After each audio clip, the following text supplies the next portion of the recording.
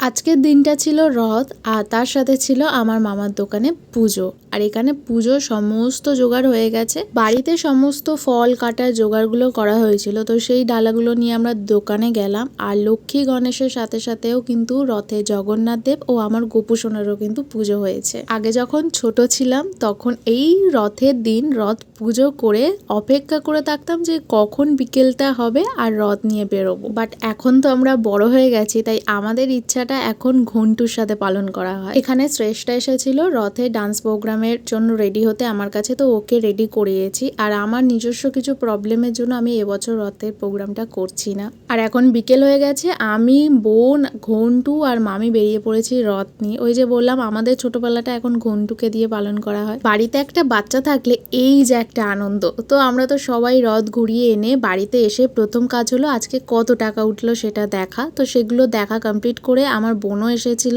আর আমার বোন আসা মানে আমার ল্যাপটপ খুলে কার্টুন দেখা।